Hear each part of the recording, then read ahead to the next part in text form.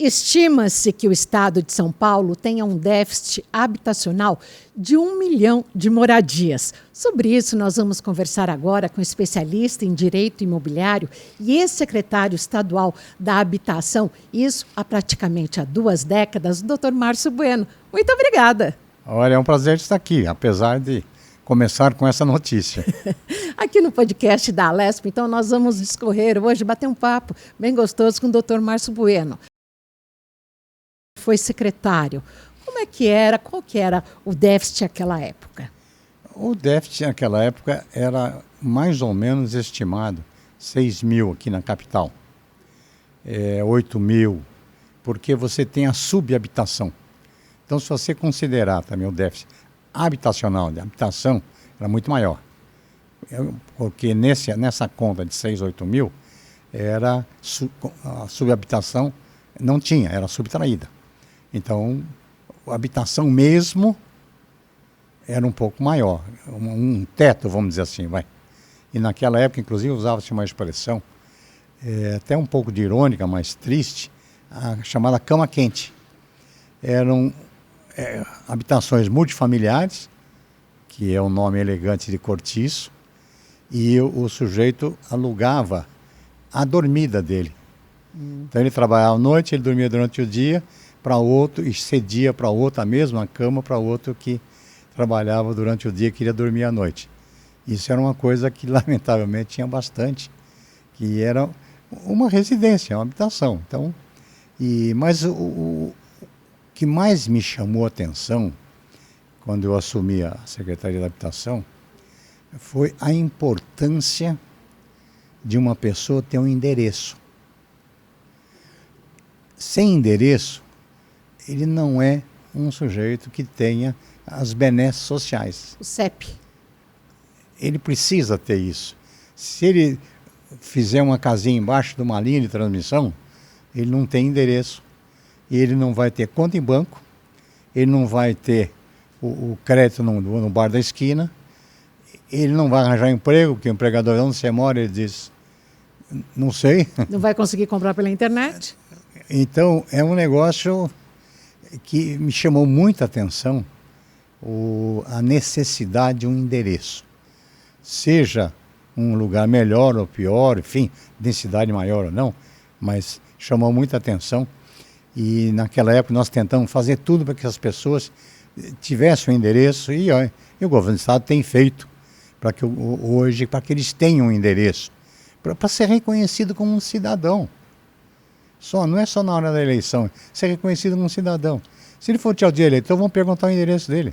Mas por que a produção não atende, não supre a demanda? Olha, eu queria só fazer um esclarecimento, que os sem-tetos, vamos chamar assim, e carinhosamente, ele se inscreve em todos os lugares onde possa ter casa. Então ele se inscreve no Minha Casa Minha Vida, ele se inscreve no CDHU, ele se inscreve nas Coabs. Então, pode haver um número exagerado, mas eu acho que é válido eles fazerem isso. Então, a Coab tinha 320 mil na fila. Então, desses 320 mil, boa parte estava em outros municípios e na CDHU. Então, é algo que eu notei também na época, de realmente dimensionar um pouco, cair um pouco na realidade. E também a habitação para pessoas de mais idade. Isso é uma coisa que... O senhor foi pioneiro? Eu até terminei um conjunto habitacional para idosos. Para idosos. E ali houve uma coisa, vou dizer curiosa, vai. Era para quem... Então, eu fazia o discurso. O senhor vai para o seu imóvel e só vai sair de lá deitado. Entendeu? É até uma brincadeira que a gente fazia. Tá? E depois, quando eles eram casados e a mulher ficava viúva, as regras diziam para tirá-la de lá. E eu achava uma injustiça brutal tirá-la de lá. Mas os técnicos, sempre muito formais, diziam o seguinte: se ele tem 60 anos, ela tem 50, ao morrer ela fica com um grande patrimônio. E ela vai arranjar um rapazinho de 40 para ir morar com ela. E em 16 anos iam ter crianças no prédio. Aí eu me convenci que tinha que ser para idoso e personalíssimo. Quando ele saía deitado, a mulher saía de pé. Se fosse mais jovem. Se fosse, sim, sou bem mais jovem. Se tivesse a mesma idade, não. O secretário estadual da Habitação, Dr. Marcelo Branco, esteve aqui também participando do podcast da Alesp, ele inclusive o citou, dizendo que na sua gestão as escrituras eram lavradas apenas, ou as escrituras ou os contratos de compra e venda, não sei qual o termo correto que vocês utilizam quando é a questão da moradia pública, mas que a pessoa paga por isso, que é importante pagar, mesmo que seja uma pequena faixa, de que os contratos saem no nome da mulher. Por quê? Sem dúvida, porque o homem cai no mundo, não se acha mais ele. A mulher não, a mulher fica, a mulher cria filhos lá, cria netos no imóvel, e ela é mais fiel com o órgão concedente. Então, se ela vai mudar, ela comunica ao órgão concedente. Muitas vezes comunica ingenuamente, porque nas regras está dizendo não pode vender. E ela vai comunicar que está vendendo, que ela está indo para outro lugar. Do contrato de gaveta. O homem some, monta outra família. Ou coloca a mulher para fora. Isso na época minha não acontecia. Não tive, evidente, notícias disso. Mas ele monta uma outra família e ele tem um problema. Ele morre, você tem duas herdeiras. Aquela de verdade, vamos dizer assim. Primeiro ele casou e a segunda. Então, qual é o problema? Ficam duas herdeiras disputando o imóvel. Então a gente já colocava em nome da esposa dele. E olha... Esse foi um legado que o senhor deixou. Olha, evidente que a ideia não foi minha, mas... ou até foi apenas na sua gestão. Que tive coragem de fazer, vamos dizer assim, vai. Para deixar um pouco o machismo de lado e colocar. Mas não me arrependi em nenhum instante disso e nunca ouvi uma reclamação, nem dos maridos, porque na época, ou pegar ou largar, quer dizer, ou põe o nome da mulher ou então não faço a venda. Então, aí eles se conformavam. E outra, quando eu conversava com ele, eu dizia, porque eu atendia muito, né, muita gente, eu atendi 400 prefeitos em um ano, 401 para ser mais exato. Então... Eu conversava com eles, olha... Mais de um por dia. Quem que cai no mundo? É você, não é ela. Ela, se ela te puser para fora, ela arranja outro, mas fica no imóvel. E o que interessa para nós é a permanência no imóvel. Então, a gente se conformava. Eu acho que foi uma boa iniciativa. Aqui na Assembleia Legislativa, como os parlamentares podem atuar em prol da população, desses milhares de sem-teto e que, após a pandemia, passaram a viver nas praças, com barracas, nessa situação de alta vulnerabilidade? Olha, os deputados podem muito, evidentemente, porque eles têm a localização dos problemas, principalmente na região deles. Quer dizer, eles têm do estado inteiro, porque eles se intercomunicam, mas na região deles... Os 640 municípios. Eles sabem disso, 645. Eles sabem disso. Qual é a deficiência disso? Qual é a deficiência habitacional? Por exemplo, eu tive um município que tinha extração de cana. Um monte de boia fria. Então a usina chamava o pessoal e eles moravam no outro município. Então, aquele município que tinha o ICMS da cana, produção de cana, tinha recursos, tinha IPTU, não tinha nenhum morador. Os moradores de rua eram num outro município. E esse outro município ficava com toda aquela carga de boia fria e sem nenhum imposto. Então, eu dei preferência a fazer a habitação nesses municípios que não tinham a cana-de-açúcar, por exemplo. Laranja também era a mesma coisa. Então, o município vizinho passava caminhão, vinham todos boia fria, e eles não tinham um tostão de imposto que era destinado para o município onde o imposto era produzido, era gerado, que é a usina, a laranja, enfim.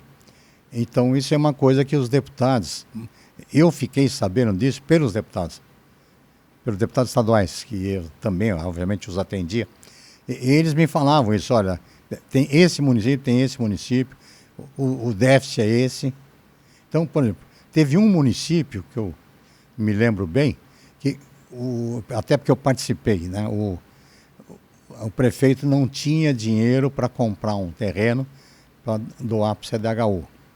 Então eu pedi para os fazendeiros vizinhos ao município, e eu conhecia, alguns deles eu conhecia, e eles doaram o terreno. Nós fizemos 55 casas, resolveu o problema habitacional do município. É um município que tinha 9 mil habitantes, 55 casas resolveu o problema habitacional.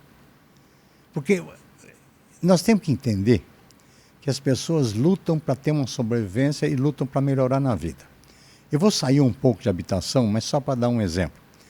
Como profissional do direito, eu recebi uma solicitação de um prefeito que queria que eu desse um parecer para ele, dizendo que só poderia usar os postos de saúde do município dele quem tivesse tido eleitor naquele município.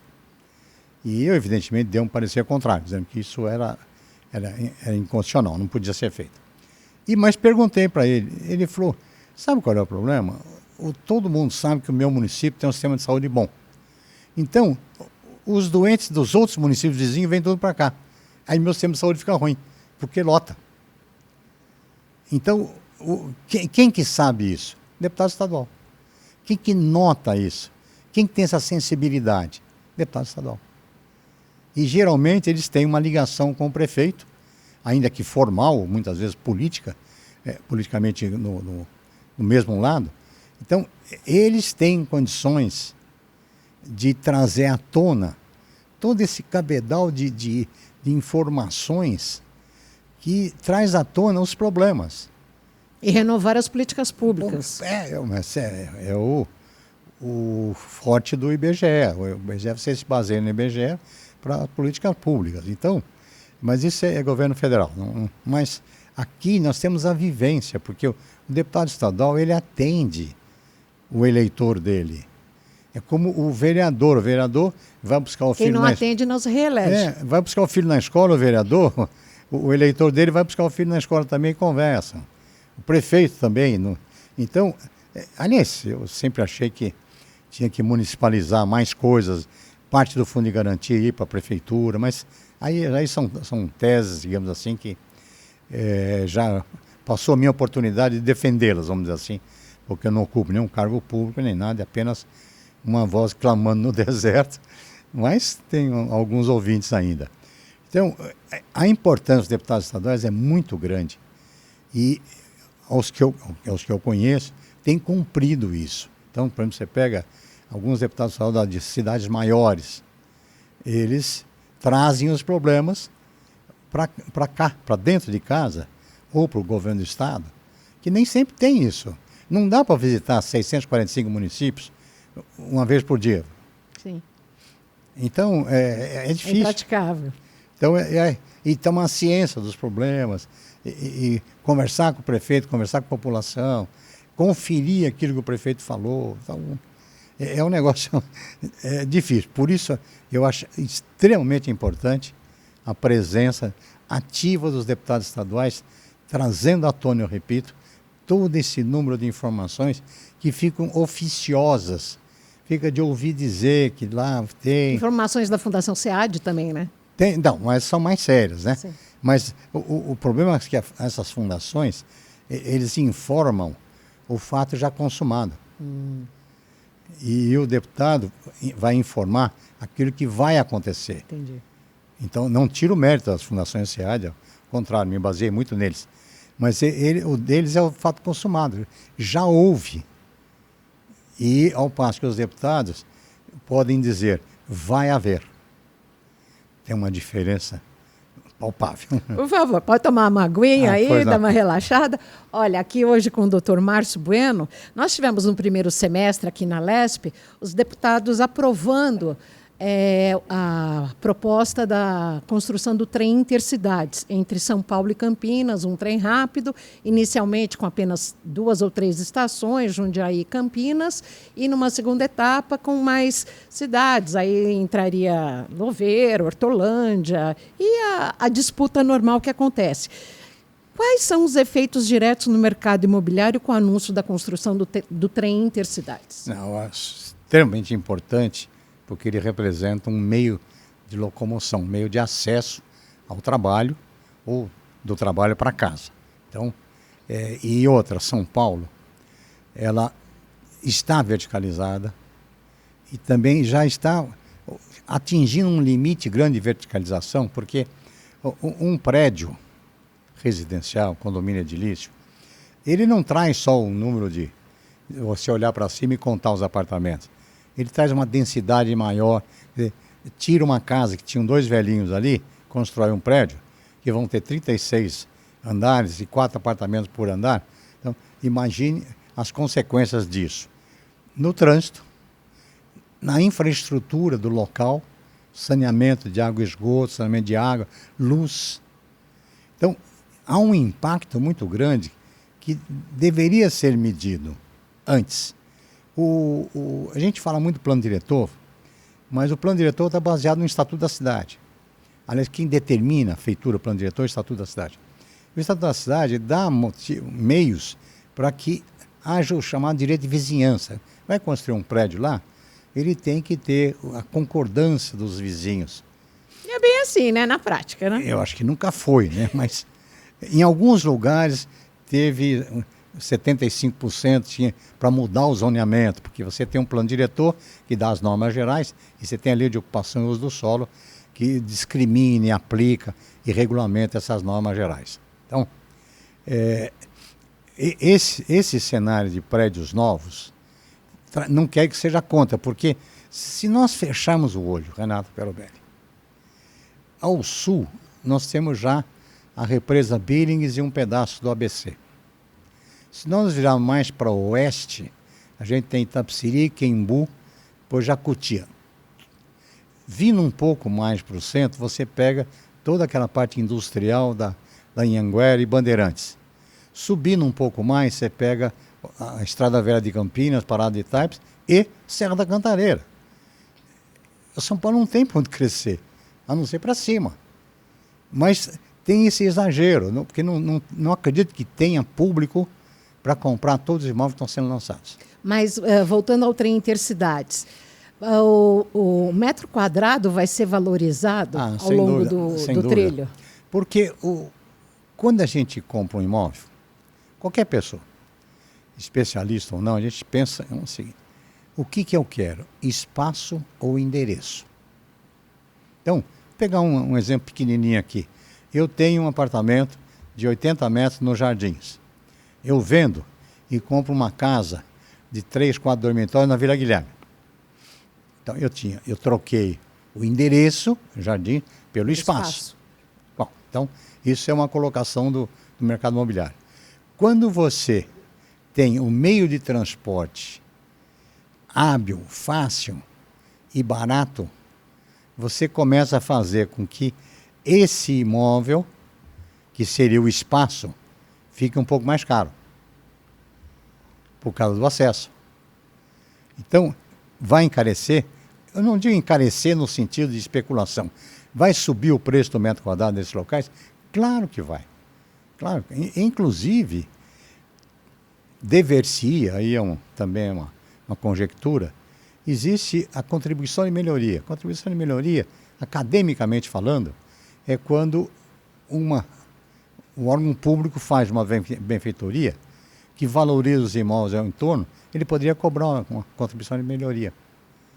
Então, as pessoas que têm imóveis nesse trajeto, perto dos pontos, e sabe que vai ser um pouco mais, logo já vai ter mais pontos de parada, esses imóveis vão ser supervalorizados. E como é que o senhor vê esse crescimento aí que nós tivemos, entre aspas, vertiginoso, em cidades como Vinhedo, Valinhos, Itupeva, Indaiatuba, eu Paulínia? Vou citar um exemplo sem dizer o santo, mas Tinha um loteamento na Castelo Branco. Também para o lado da Castelo, 20 anos atrás, ou Sorocaba. 25 anos atrás. O loteamento, do ponto de vista legal, era maravilhoso. Muito bem feito, um terreno que estava muito bem cuidado, do documento em ordem. Aí, os lotes eram de 2.000 metros e as restrições eram tantas. Você não pode derrubar, você não pode derrubar árvore, você não pode ter muro de arrimo, você não pode... Blá, blá, blá, blá. Tudo num estilo até praticamente de, segundo eu soube depois, de alguns condomínios americanos. Não vendeu nada, por causa das restrições. Ficou abandonado durante 10 ou 12 anos isso aí. Depois um empresário comprou e com as mesmas restrições, que não pode mudar, ele implantou o loteamento e está vendendo caríssimo. O cara quer comprar porque tem restrições. Veja, eu estou falando de 15, 20 anos. Como mudou a mentalidade. E que tipo de restrição? A restrição é de só construir 1/3 do terreno, não ter mais de duas habitações. Então, manter distância do vizinho, mesmo com área de lazer. Você não podia derrubar as áreas inclinadas, você tinha que gramar e não podia derrubar. Você tinha que ter um acesso para automóvel independente, enfim. Restrições que o empresário achou oportunas na época e não vendeu por causa das restrições. Hoje, ele está vendendo bem mais por causa das restrições. Junto aos polos regionais do estado de São Paulo, o senhor acha que haverá um crescimento maior em edifícios, em prédios verticais ou condomínios residenciais horizontais? Condomínios residenciais horizontais. Porque tem espaço? Porque tem espaço. Tem. Porque... E quem é do interior está acostumado com a casinha? Até a gente brinca, você sabe que eu sou caipira do interior, né? A gente brinca até que o pessoal fazia um prédio enorme, ia subindo, depois colocava embaixo. É difícil. Então, essa é brincadeira de caipira que eu sou, não estou brincando comigo mesmo. Mas, eu tendo espaço, vai haver. Porque o impacto na infraestrutura é muito grande. As prefeituras médias podem aprovar um outro prédio, mas não vai aprovar muitos prédios porque eles vão sofrer o impacto da infraestrutura, da deficiência da infraestrutura. É aquilo que eu disse. Sai um casal de velhinhos e vem 36 apartamentos com 5, 10 cada um. Então, a estação de água, a energia elétrica, tudo tem que ser reavaliada. Imagine 10, 12, 15 prédios, como estão fazendo nas Perdizes, por exemplo. Nas Perdizes estão fazendo a Vila Romana também. No Campo Belo, no Brooklyn, na região do Butantã. Mas isso daí... Então, o senhor falou isso. Vamos lá. Mas quando os vereadores aprovaram o plano diretor, eles pensaram nisso? Que essas regiões já estão densamente habitadas e completamente saturadas? Pensando, inclusive, no caso de Moema, daquela senhora que morreu porque uma viela sanitária foi construído um prédio, um muro por um prédio, e onde era para ser o piscinão está sendo construído um condomínio que a prefeitura liberou? Olha, o vereador que foi relator do plano diretor, ele é uma pessoa extremamente aberta. Ele escuta, não necessariamente segue, mas ele escuta o Rodrigo Goulart. Ele escuta as pessoas, inclusive eu, uma pessoa que dava muito palpite para ele lá. Então, ele fez o que era possível. Tá? Mas é difícil...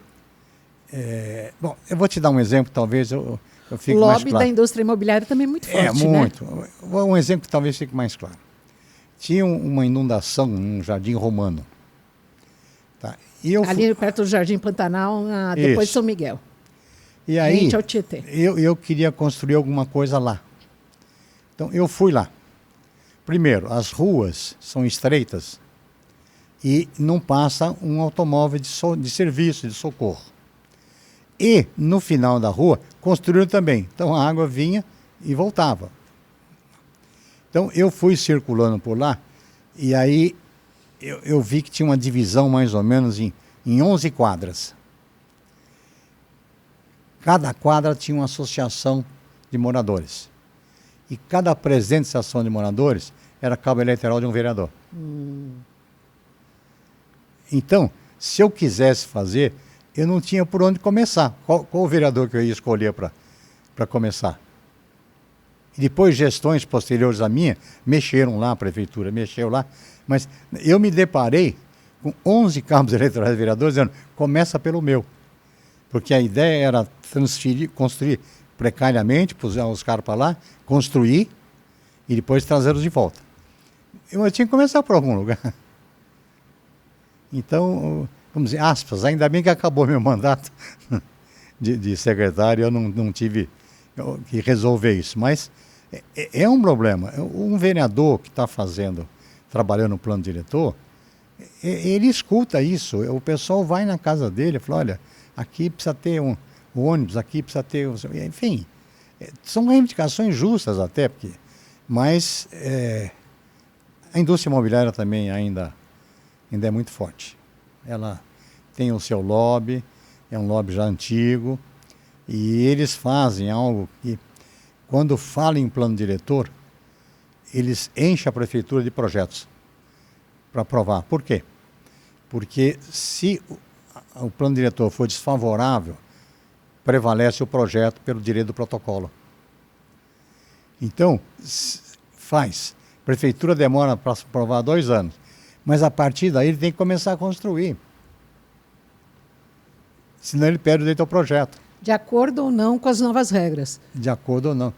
Com as novas regras, de acordo com as regras antigas, foi quando ele protocolou. Eu chamo de protocolo. Ele protocolou um apartamento de 25 andares, se o plano diretor vem dizendo que não pode 25 andares, pode 20, ele tem direito a construir. Só que aí ele tem o tempo de maturação e construção. Então, talvez isso explique esse número enorme de prédios que estão sendo construídos, porque eles foram aprovados no plano diretor antigo. E agora tem que fazer. Mas está ficando inviável. Sim, mas não para eles, né? Eles moram em condomínios fechados, longe daqui, né? Está ficando inviável para nós que usamos o dia a dia de São Paulo. Isso pode fazer cair o preço? Pode. A falta de comprador faz cair o preço. A médio prazo, o metro quadrado nesses bairros hoje tão procurados, onde todas as casinhas estão dando espaço aos edifícios, poderá ser desvalorizado? Poderá. Se houver uma deficiência de transporte, se o trânsito estiver super sobrecarregado, e os apartamentos se deterioram naturalmente pelo uso, vamos dizer assim. Há uma tendência a diminuir o valor. Quer dizer, hoje eu não posso garantir que se você comprar um apartamento novo, você daqui a 8, 10 anos vai vender pelo mesmo valor. É evidente, atualizando o dinheiro. E além do mais, as construtoras entregam o apartamento praticamente cru. Você tem que fazer armário, você tem que fazer piso, tem que pintar. É como o carro que se falava antigamente, que era o carro pé de boi, né? Chama-se versão de entrada, é muito bonito, né? Isso. Mas os apartamentos também são entregues assim. É vergonhoso. Quer dizer, eu tenho um colega de profissão que demorou 2 anos e meio para ter um apartamento, depois demorou 9 meses para reformar um apartamento. Eu falei, mas você comprou outro? Ele falou, não, é um novo. Aí tive que colocar piso, tive que colocar azulejo, tive que colocar armário, né? Enfim, ele demorou 9 meses para mudar. Eles entregam o esqueleto. Sim. E você não recupera isso. É como você reformar um automóvel. Você troca o amortecedor, troca... Você vai vender, ele vale a mesma coisa do que antes de você trocar o amortecedor e trocar a pastilha de freio. Como que o senhor vê a qualidade das construções? Que eu confesso que da janela do meu prédio, eu vi um prédio de médio para alto padrão sendo entregue, com acho que mais de 400 moradias. Em menos de 3 anos, as pastilhas estavam todas caindo. Isso. E eles refizeram toda a fachada desse condomínio de 30 andares. Isso na minha advocacia privada, eu tive diversas ações contra construtoras por causa das fachadas, que demorava, caía, tinha umas que estavam erradas, não estavam conforme foi. E esse é um problema sério. As obras foram quarteirizadas, nem terceirizadas? São quarteirizadas. Não tem mão de obra para tudo isso, para toda essa unidade de prédios. E também nem sempre segue o material, porque na compra e venda tem registrado no registro de imóveis, tem como é que vai ser feito o material. Como Então, que chama aquele documento, aquele livro que a gente recebe? você tem a convenção de condomínio, você tem a instituição de condomínio, você tem a especificação de condomínio. Especificação de condomínio vão ter 2 elevadores de primeira qualidade, aí tem as especificações técnicas. E depois também do apartamento, que tipo Sim, da moradia. E tem as normas da ABNT também, que tem que ser seguidas. Isso não acontece porque nós não... A alegria de você ter um apartamento é tão grande que você esquece certas coisas. Então, de verificar isso, de conferir, pedir para o engenheiro dar uma examinada, ver quanto vai custar a reforma do apartamento novo. Então, a tendência é você pagar pelo uso. Ou seja, não vai vender com lucro daqui a 10 anos. Voltando à questão dos condomínios no interior, Sim. tendência eles ficarem mais caros? Sim, aí sim é oferta e procura, porque tem bastante terreno, outros têm concorrentes, então aí tem a oferta e a procura. Só que alguns lugares têm condomínios muito grandes, coisa de 800 unidades, 1000 unidades. Mas aí eu acredito que ali vai ter uma valorização lá, porque o pessoal está saindo de São Paulo para ir para lá. Nossas estradas são maravilhosas, as estradas do estado de São Paulo são maravilhosas. Só falta o trecho final do Rodoanel, mas são maravilhosas as estradas de São Paulo. É só sair do estado para Minas, você percebe na hora que já está em outro estado. Então, acredito que a valorização dos condomínios fechados vai ser grande. E aliado a isso, Renato, o trabalho em casa. Hoje é uma possibilidade muito grande de você, não digo trabalhar a semana inteira em casa, mas você trabalhar na sua casa. Por isso é que muitos escritórios do trecho da Faria Lima ali, eles ficaram vazios. Porque você pode trabalhar em casa. Você fica no home office na sua casa, 2 dias da semana, 3 dias da semana, não precisa, faz um rodízio, não precisa ter um escritório muito grande para isso. Os escritórios grandes estão em desuso. Então, você pode simplesmente dar um parecer com um computador em Presidente Prudente ou aqui em Valinhos. Simples de tudo. Com uma boa infraestrutura de internet, Sim, de energia, sim, claro. tudo. Mas eu tenho, né? Isso o estado de São Paulo tem, agora com o 5G também melhorar muito, mas tem. Tanto é que o joguinho do São Paulo Futebol Clube passa em todos esses lugares. Né? Tem alguns lugares que ele ganha e tem outros que ele perde. Mas... Doutor Márcio, falando da longevidade do brasileiro, em 2060, os mais velhos terão um volume maior em relação aos mais jovens. A indústria imobiliária hoje, ela se preocupa com esse público que está envelhecendo? Não. Que precisa de uma porta, já prevendo uma porta mais larga, se houver a necessidade de um andador, uma cadeira de rodas? Lamentavelmente não. Os imóveis, porque esses idosos que precisam disso, não têm capital para comprar um apartamento com esses requisitos. Então, primeiro, realmente... Porque aí isso seria um valor agregado muito alto. Sem dúvida. Primeiro, eu acho que o nível de vida dos brasileiros está crescendo. Fico feliz, inclusive, porque eu sou um deles, né? Então, mas imóveis para isso, para classe média baixa, classe popular, não vejo essa possibilidade de ser feito especificamente para isso, para idosos. Deveria ser, eu fiz essa tentativa, coisa mínima, um grão de areia, mas eu não vi mais.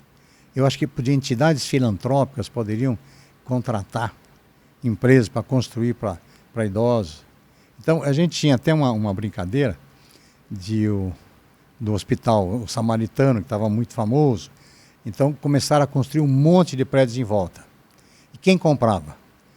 Consultório médico E residencial, pessoas que tiveram infarto, que é morar perto do hospital. Ali tinha alguns próprios para isso, porque o corretor sabia que quem ia comprar era um idoso. Então, as construtoras faziam algumas adaptações para esse público. Mas isso é uma coisa raríssima. Estou dando um exemplo assim que nem sei se repetiu em outros locais. Mas não há preocupação porque o nosso velhinho não tem dinheiro para comprar. E o senhor tem informação se na Europa, por exemplo, lá a gente sabe que a Europa é muito antiga, temos ali os imóveis já muito antigos, mas se os mais novos, se há essa preocupação? Olha, eles têm uma preocupação com os idosos. Na verdade, eles sofreram guerras, né? Então, eles ficaram muito tempo sem idosos, né? Porque com a guerra, enfim, todo aquele monte de gente que morreu. Então, eles têm, sim, uma certa preocupação. E sofreram reconstrução, então, sim, como o senhor fala. Exatamente. Então, com os idosos, o nível de vida deles é um pouco melhor, tem essa preocupação. As pessoas que eu conheço, que já estiveram nesses lugares fisicamente, têm essa preocupação, sim, com o idoso. Não só com a saúde do idoso, embora eles elogiem muito o nosso SUS, eles têm os estrangeiros, principalmente americano, eu fui sócio de uma multinacional americana, eles dizem que abaixo do Equador nada presta, exceto o SUS no Brasil. Não a operacionalidade, a ideia de fazer um para todo mundo. Então os americanos sempre elogiavam isso. E o SUS realmente a gente pode reclamar, mas num país como o nosso, o SUS faz um belo trabalho. Com mais de 200 milhões de habitantes. E que parte está deixando a saúde privada para ir para o serviço público novamente. Embora tenha aumentado um pouco, agora porque aumenta o número de empregos. Então tem o plano de saúde corporativo. Mas individualmente, realmente você tem razão. Não dá para acompanhar, não dá para ter. Então, só se muitas pessoas procuram emprego para ter o plano corporativo. Em relação, o senhor esteve antes do Covid em Portugal. Como que o senhor via essa questão do tratamento dado aos idosos? Não, eles tratam bem. Tanto em Lisboa como no Porto e nas cidades vizinhas do Porto, eles tratam bem os idosos, não tenha dúvida nenhuma. E as construções eram adequadas? Não eram. O tratar bem significa dar atenção, dar moradia, mas assim, moradia comum, mas não tinha subsídio, nada, era um negócio, não tem essa, dá para o imóvel porque é velhinho, não. Eles tratam muito bem. Ou os benefícios que são dados aqui no Brasil também? Olha, eu não sei esse ponto de detalhe, eu conversei com bastante pessoas de idade lá, e evidentemente umas se queixavam do governo, outras elogiavam o governo, coisa que em qualquer lugar do mundo iria acontecer. Mas eles não se sentiam abandonados pelo governo. Isso talvez eu reflita melhor a realidade dizendo isso. Eles não se sentiam abandonados. Certo. Em relação à questão ainda da longevidade, a gente tem hoje muita gente que comprou um apartamento, e porque o senhor, mais do que ninguém pode falar que o brasileiro tem o sonho da casa própria, com exceção agora dessas últimas faixas etárias, que acham que eles querem mudar de apartamentos, de moradias, e não têm em meta essa questão da casa própria, mas muitas pessoas compraram a casa própria, estou seguro até o fim da vida. Só que para muita gente que mora em prédio, tem os condomínios são puxados e a aposentadoria não cobre, não supre o aumento dos condomínios. Como é que é isso? E o que fazer? Olha, primeiro, eu queria só te dar um dado um pouco mais As gerações, era a palavra que eu queria lembrar. O BNH foi criado no final de 64. Foi extinto em 89, pelo então presidente Sarney. Nesse período, ele construiu 4,5 milhões de unidades residenciais. E criticava o BNH. Que virou sinônimo, né? Aquele virou BNH. De pobreza, aquela coisa toda. Vende pelo BNH e põe um Chevette na garagem, de prêmio de consolação. São 4,5 milhões de unidades que eles construíram. É um número muito grande. Um número enorme. Eu acho que trabalharam tão bem que foi extinto. Então, eu acho que... Mas eu queria voltar à sua pergunta. Eu fugi um pouco da sua pergunta. Qual é a sua pergunta? A pergunta é do condomínio. Do condomínio. O condomínio sobe naturalmente. 50% a 54% da despesa de condomínio é com a folha de pagamento. Então, são os direitos trabalhistas que fazem que tenha 13º, tenha férias, ou tenha o horário noturno, enfim, tudo aquilo. Então, 54% é folha de pagamento. E o restante é água, luz, depende se não for individual, e a limpeza, compra de produtos. Então, não tem muito o que fazer num condomínio, a não ser diminuir o número de funcionários. Existem os prédios sem zelador. Portaria eletrônica. Eu tenho escutado muitas reclamações Sim. a esse respeito. Tá? Então, não sou favorável a isso. Mas o que acontece é que não é o condomínio que está ficando caro. É você que está recebendo menos. E quando o calo aperta, Olha, vende e compra num lugar mais longe. É o espaço e endereço. Ou então você agrega outro idoso e mora no mesmo apartamento. Não tem nada de mal isso. Você divide as despesas de condomínio. Tem apartamentos de 80, 90 metros. Tem uma pessoa só morando. Então, poderiam morar duas. Então, subloca. Eu acho que tem que fazer a sua renda crescer, porque dificilmente você vai conseguir fazer com que o condomínio desça. Aí não dá mesmo, né? Eu gostaria de dizer o contrário, mas é a nossa realidade. E o mercado imobiliário aqui no estado, em meio à pandemia, teve uma valorização? A gente já falou do interior, aqui na capital, com esses novos lançamentos, que o senhor disse que não vai ter tanto comprador assim? Na realidade, o pessoal se voltou um pouco para a casa dele. Então, tivemos muitas reformas.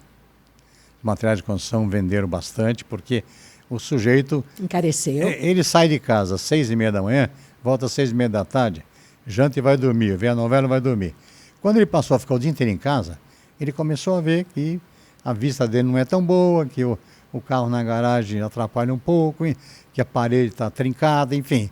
Ele passa a ver, então passou um cuidado maior com o seu próprio imóvel e houveram o mercado de reformas que querer fazer melhorias. Ganhou muito com depois disso, as pessoas passaram também a procurar um imóvel maior, porque na pandemia eles sentiram que o imóvel dele era pequeno. Porque ele trabalhando em casa, ele era pequeno. Ele tem 2 filhos, ele tem que ter 3 computadores. E um separado do outro. Então, ele passou a ver que o imóvel dele era pequeno e que passou a vender o dele para comprar um maior. E, evidentemente, com financiamento, né? Porque o brasileiro não compra imóvel, compra financiamento. Então, ele passou a vender o dele para comprar um maior.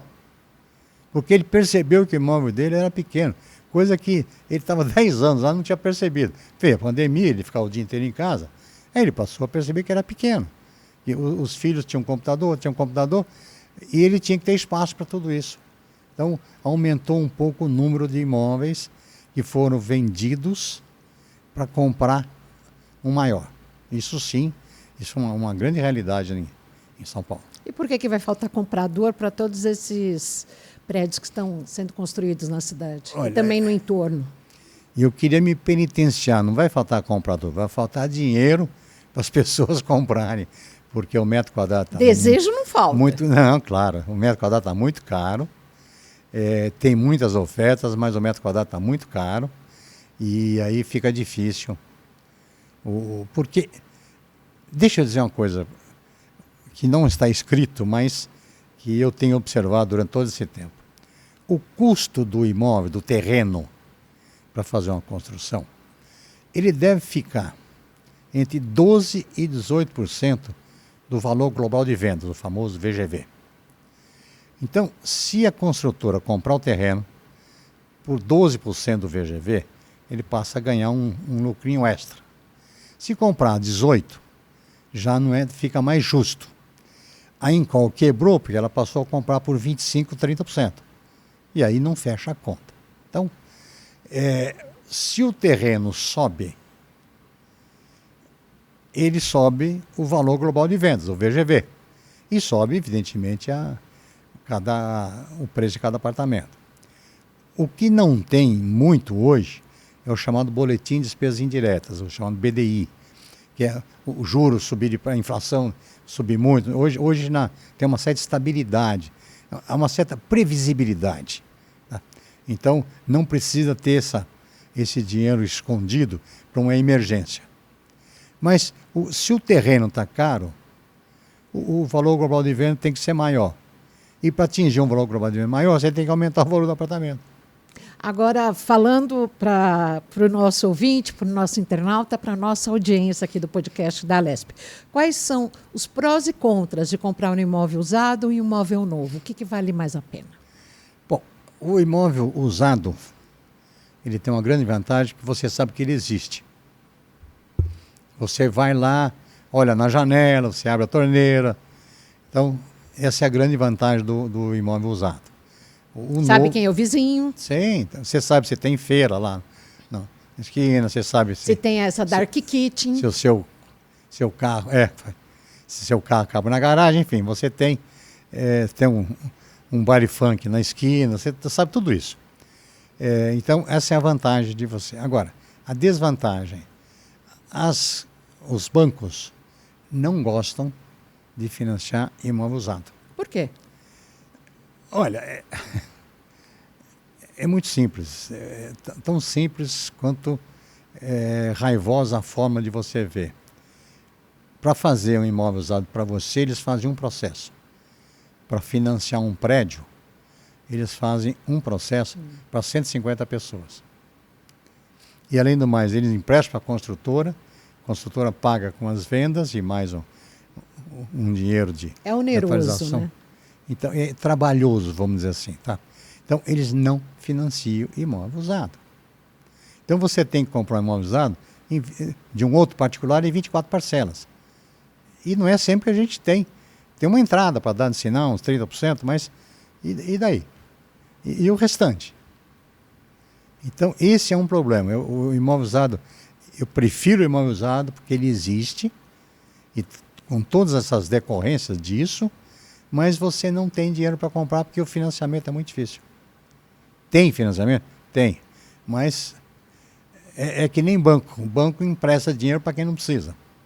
Quando você precisa, você vai lá, é uma dificuldade terrível. Hoje, 90% dos imóveis comercializados no país são via financiamento, não? Eu não tenho esse número exatamente em termos estatísticos. Mas pela sua expertise. Não tenho nenhuma dúvida, porque o brasileiro, durante muito tempo, principalmente na inflação, ele comprava financiamento. Então, entre um apartamento sem financiamento e um com financiamento 20% mais caro, ele comprava 20% mais caro. E com o BNH, que o BNH trouxe um negócio que eu achei genial, era a avaliação salarial, né? Fundo de compensação das variações salariais. Era uma coisa interessantíssima. Você, no mesmo dia, você comprava um apartamento, você jornalista. Eu, no mesmo dia, comprava um apartamento no mesmo prédio, vizinho, sou bancário. Reajuste, salário. Jornalista, não tinha nem presidente, que ninguém aceitava ser presidente, então o dissídio coletivo de jornalista era uma droga. Bancário, forte, organizado. Então, no ano seguinte, você tinha 8% de aumento, e eu tinha 30%. Na minha prestação, aumentou 30%. Então, nós começamos pagando R$100, você, de um ano depois, estava pagando 108 e eu 130. Esse dinheiro ia para um fundo, e mais 3% do valor do financiamento, ia para um fundo de compensação das variações salariais. Significa que você comprar um apartamento para pagar 180 parcelas e não o valor das 180 parcelas. Você pagava a última, não importa se você tinha quitado ou não. Então, isso é uma coisa genial para financiamento. Você sabe que aquela prestação vai subir conforme o seu salário, que você vai pagar X prestações. Se você comprar em 10 anos, você vai pagar 120 prestações. E isso ainda é praticado hoje? Não, né? Só eu falo isso. Ficou na saudade, né? Doutor Márcio, em relação à questão do metro quadrado, do novo e usado, usado é metade? Não tem essa. Não tem essa relação? Essa simetria, não. Mas tem tantos fatores Ou um que terço? altera. Um terço está mais próximo de um terço, mas não tem uma equação dizendo, olha, o vizinho está vendendo, o consultor está vendendo por 10 mil, o seu usado eu compro por 4 mil. Não tem essa equação, não. Aí vai muito do valor de mercado. Quais os golpes na praça que nós temos para aquisição de imóveis e também de locação? Bom, hoje tem menos, né? Porque você tem mais acesso à documentação, né? Então, pouquíssimos prédios são feitos sem ter aprovado na prefeitura, no registro de imóveis. Então, o problema de prédios novos é a entrega. Entrega agora, até conversamos há pouco. Não tem mão de obra para construir tudo isso. Então, vai atrasar. No meio da pandemia não tinha material, né? Não tinha produção dos insumos básicos. Então, vai atrasar. A tendência, ele já coloca 180 dias de atraso, mas agora... Corridos ou dias úteis? Mas agora estão colocando dias úteis. Meu Deus, dá o quê? Uns 9 meses? Mais ou menos. Então, quem que está pensando em comprar para casar, refaça as contas. Em relação à polêmica desse prédio milionário feito aqui em São Paulo, na região do Itaim, dos Jardins, que a Prefeitura, o Ministério Público quer que ele seja demolido. Qual que é a sua opinião? Olha, que foi construído irregular, foi. Agora, é uma construtora que tem uma instabilidade financeira. Mas como é que mais construtora assim? É aquilo, vamos fazendo e depois resolve. Com certeza... Empurrando com a barriga? Terminar uma reunião com vamos fazer e depois resolve. Com muito suborno? Eu não diria isso porque eu não sei, mas que subornar. É o que se diz, né? A boca pequena. Digamos que eu não desminto. E o que o senhor acha que vai acontecer? Não vão demolir. Devem pagar, acho que 500 milhões, não é? Alguma coisa assim, vai uma pagar cifra gigantesca. Uma outorga onerosa, tudo, mas não. Todas as multas por não ter aprovado. Mas demolir, não. Olha, eu posso citar um exemplo, que até eu trabalhei profissionalmente há muitos anos atrás, construíram alguns prédios, até de 2, 3 dormitórios, de classe média. E depois a prefeitura queria que demolisse os últimos 3 andares. Por que os últimos 3 andares? Porque a conta que eles faziam, eles pegavam o eixo da rua, o meio da rua, e colocavam uma inclinação. Era o limite máximo. Construísse acima, tinha que demolir. Então, eu fui contratado para tentar resolver isso. Já tinha até uma ação judicial e de uma procuradora muito rigorosa ainda. E demoli, mas demolir os 3 andares, é um absurdo. Então, como é que nós resolvemos? Compramos o terreno do outro lado e mudamos o eixo da rua. A rua ficou maior. Aí a inclinação pegou.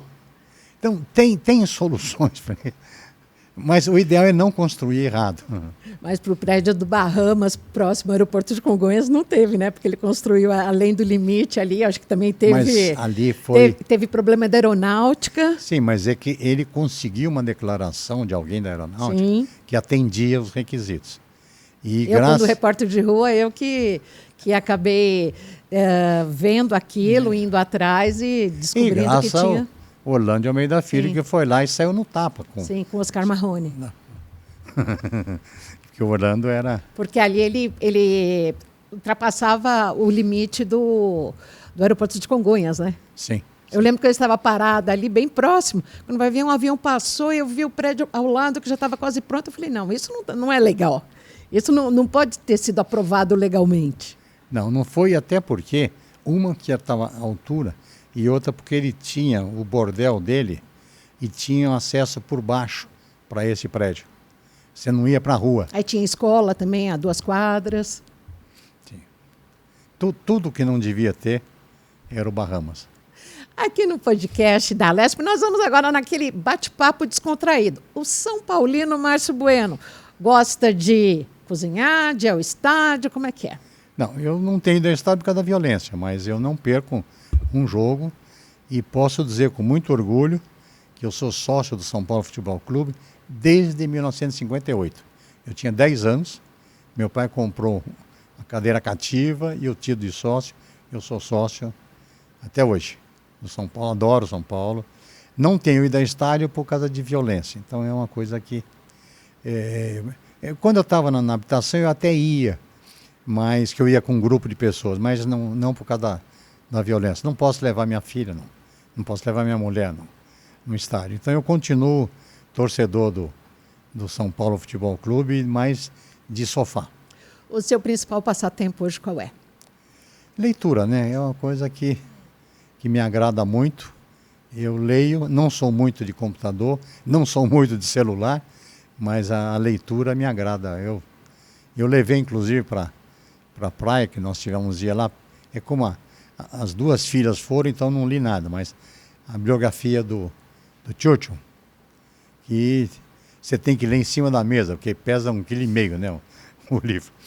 Então eu já li a do Churchill, eu estou começando a ler, do Simão Bolívar, Pedro o Grande, eu gosto muito o Barão do Tararé, que inclusive eu aprendi um negócio, uma expressão que a gente cansa de ver.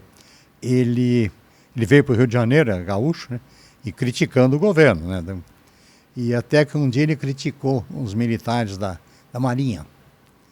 E o que aconteceu? No dia seguinte, meia dúzia de marinheiros foram lá, deram uma surra nele e quebraram o estúdio dele. No dia seguinte, o que ele fez? Ele pôs na porta: entre sem bater. Doutor Márcio, só antes de encerrar, eu me esqueci de fazer uma pergunta. O senhor conhece muito a região do litoral norte. Nós tivemos toda aquela tragédia lá em São Sebastião. Como é que o senhor enxerga hoje a solução dada e a médio prazo o que deve acontecer? Eu acho que o governo atuou bem ali, e rápido, né? Porque atuar bem, o governo tem recurso, atua bem, mas bem e rápido. Eu acho que ali foi uma coisa inesperada, são 195 milímetros de chuva em 24 horas, cai qualquer coisa, né? E eu acho que ele agiu bem rápido. O problema está na origem. As construtoras foram para lá, construíram imóvel de luxo e deixaram os empregados lá que foram morar no morro. Nas ribanceiras. Então, se eles tivessem voltado para São Paulo ou para Santos, enfim, para os lugares de origem, não teria acontecido isso. Então, eles passaram a viver de bicos, muitos viraram caseiros, aqueles um pouco mais afortunados viraram caseiros, e a tendência é essa, de ter agora não é todo ano que tem 195 milímetros de chuva num dia só. Então, eu acho que o governo agiu bem, rápido. Agora, precisa ter aquelas sirenes para avisar, e não é só a sirene também, precisa ter a saída. Não adianta você saber que vai cair, você precisa saber para onde ir. Precisa haver um treinamento, né? Sim. Como existe no Rio de Janeiro, que eles são bem treinados. São bem treinados. Então, tomara que não aconteça. São Paulino, qual que é o palpite para o próximo jogo? Ou para o campeonato? Para o campeonato. Não, no campeonato a gente vai ficar só entre os 4 primeiros, né? Mas próximo jogo com o Corinthians eu não sei de quanto, mas nós vamos ganhar, sem sombra de dúvida. Depois a gente conversa. Se o Calé não fizer gol, eu faço. Olha, aqui no podcast da Alesp, a gente agradece muito a participação do Dr. Márcio Bueno. Muito obrigada, volte sempre. Tá, quando quiser. Um abração. E obrigada a você também pela audiência junto aqui ao podcast da Alesp. Fique sempre com a gente. Até mais.